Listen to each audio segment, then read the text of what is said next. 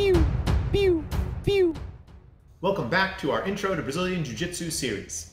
I am Matthew Fremon, black belt and head instructor at Upper West Side Brazilian Jiu-Jitsu, located in New York City. As always, I like to make the disclaimer that these are my opinions and the way that I like to teach. It might not be the same at your school. Let's talk about rolling. What is it? Sometimes we call it live training or sparring. For those of you that have never done any other martial art, I consider sparring to be the most important dividing line. There are martial arts that have sparring and those that don't. The important thing about sparring is even at a low intensity, your partner is resisting you. They are moving, they are defending, they're not just standing there. That means no one, I don't care how many degrees of black belt they have, if they haven't done the technique on a resisting partner, they don't know if it works. Let's take eye gouges.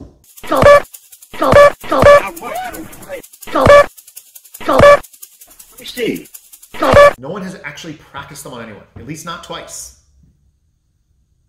My eyes, the goggles do nothing. I'm not saying they can't work. I'm just saying I can't count on them because I've never practiced them on somebody who's trying to stop me. Within a martial art that has no sparring, many of the techniques are simply theoretical. If you've done a martial art with sparring before, then you can probably ignore the next part.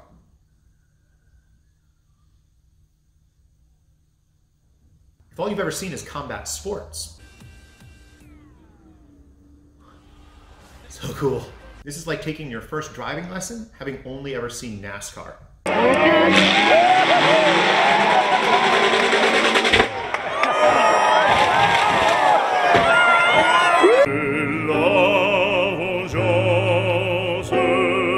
Going back to the last video, I listed the 4 different levels of knowledge within Brazilian Jiu-Jitsu.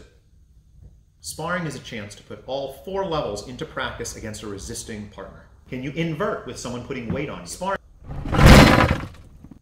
Can you finish a Kimura with someone muscling against you? Can you go from a guard pass to a leg entry when they know it's coming? You want to keep pressure on that smaller partner. Can you succeed with that strategy? Let's change gears here and describe some of the rules and structure to sparring and come back to optimizing it after. How does it start? If you have the room and aptitude and desire, it can be started with both people on their feet. This is more like judo or wrestling.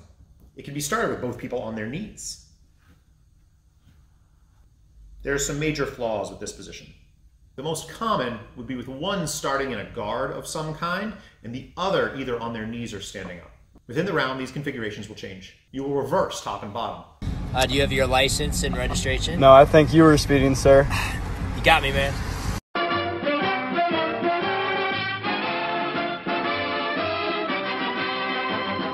Hold on.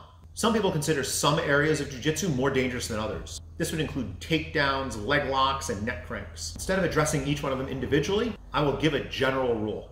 To do these dangerous areas safely, one of the 2 people should be experienced in them. If the experienced person is the attacker, they should know where the dangerous edges are and avoid them.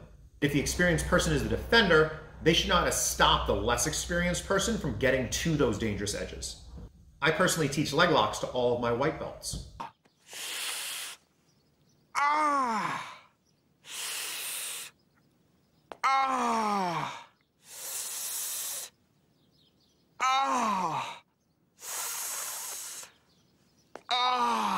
But I try to avoid having them do them with each other until they've had some time to do them with a senior.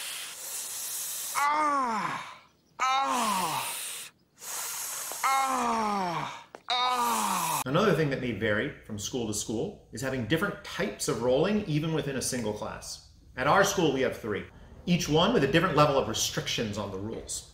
The most restrictive is what we call mini battles. This is taking just a small piece of a specific technique and trying to succeed at it.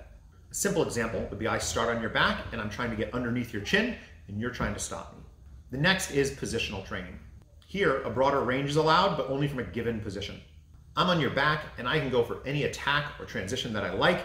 You can defend with any escape or counter that you like. And finally is free rolling. Both people can do anything they like from any position within the rules of the game. If you are new to jiu-jitsu, you are going to suck. I mean like really, really bad. There'll be a few exceptions to this, but not you. You are going to suck. It's fine. I sucked. Some of the best practitioners I know sucked. Some of the best competitors I know sucked. It is the way of things. Let it go. Let it happen. Get caught with things. Tap early. Have fun. Here's a super important realization that may or may not come to you. You are trying your techniques against another human mind. You will fail, but not always because you failed. It may also be because they succeeded. You aren't doing these moves in a vacuum. Oh, that one's stupid. I've barely scratched the surface of what makes rolling so complex. There will be many more nuanced videos to follow on this topic, but I'll give you one last generalization that should help you. People should want to roll with you. Full stop. People should want to roll with you. If every time you slap hands with someone, they give you the sour face, it's not them, it's you. It's not that they're afraid of your jiu-jitsu or can't handle how real you are. You are being a crappy partner. Figure out in what way and stop doing that. Thank you for joining me again. I'm Matthew Fremon, 1 E and an O. See you soon.